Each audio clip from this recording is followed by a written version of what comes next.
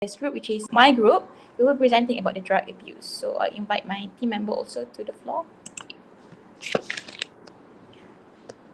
Okay, I'll set up first. Alright, so Assalamualaikum and a very good afternoon to everyone. Thank you for being here.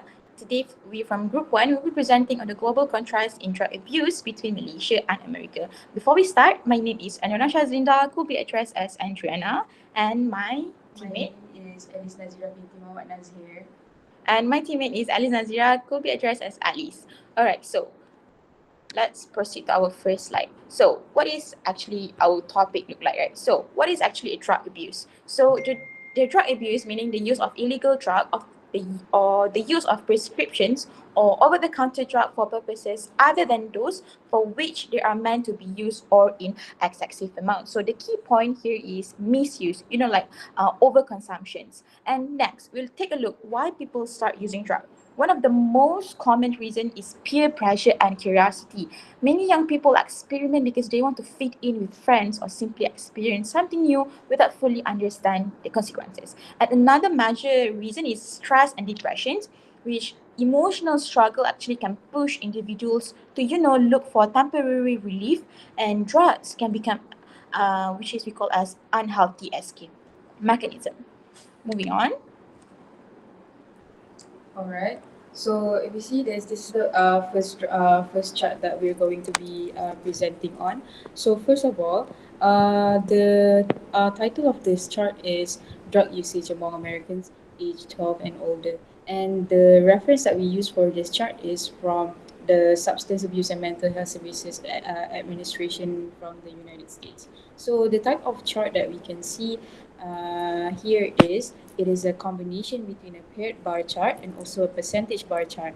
And as we can see here, in the x-axis we have the type of drug, and on the y-axis we have the percentage of usage. So as we can see here, this paired bar chart is divided into three categories, where in the first one, we can see that the first bar is used in a lifetime. Second of all is usage in the last year, and the third bar is usage in the last month. So moving on. Alright, so basically this is very obvious, where the graph compares the usage of marijuana, heroin, LSD, and ecstasy among Americans aged 12 and older, right? So it's measured across those three categories that I've mentioned before. So the first drug that we can see here is marijuana, which shows the highest usage among all three of those categories, where it records around the largest percentage for lifetime usage, where it is close to 50%. And it also leads in past year and past months use, indicating that it is not only one of the most commonly experimented, but also frequently used in an ongoing basis. In contrast to heroin, which has the lowest usage levels, its lifetime use remains only around 2% within the past year and past month use, dropping even further, making it the least used drug among the drugs that has been stated within the chart. And as we see here, in the average usage category, LSD and ecstasy shows a moderate level of usage with lifetime use around 7 to 8%, where its past year and past month usage declined sharply, demonstrating that most of the users that are involved within this drug do not continue with frequent usage. So the trend and explanation within this chart is obvious, where we see that the trend shown in the chart indicates that marijuana is most commonly used in the United States, where it far surpasses other substances such as cocaine, heroin, or methamphetamine. Over half of the respondents aged 12 and above have tried marijuana at least once in their lifetimes, while drugs like heroin and methamphetamine remain below 5%, which shows a clear gap between marijuana use and the use of other illegal substances within the chart. Overall, the graph highlights a clear pattern where marijuana dominates drug usage, while heroin remains the least used, with LSD and ecstasy falling in between, but far below marijuana itself. So moving on, I'll pass to my partner. Alright, so let's take a look at Here's our moving on to the next slide, which is we're looking at the chart 2, which is a cluster bar chart retrieved from the National Drug Agency of Malaysia, and then it shows the drug uptake by state Malaysia in 2015, from 2015 to 2017. I'm sorry. And the x-axis represent the states and federal territories, while the y-axis shows the number of reported cases. And each year is shown in different bar colors, which is blue for 2015, orange for 2016, and green for 2017. So we can clearly see how the numbers change over time. And then from the chart, we identify several key trends, which is first the highest.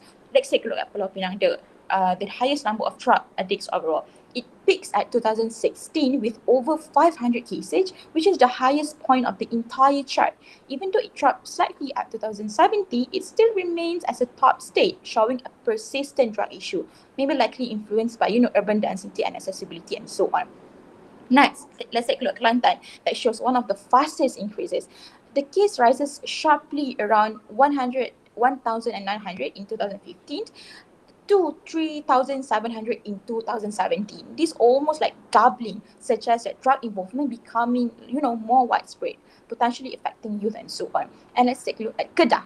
Also remain constantly high, which is it dips a little in 2016, but then jumps significantly to almost 400 cases in 2016, making it the second highest that year. And this shows the ongoing drug challenges in northern Malaysia.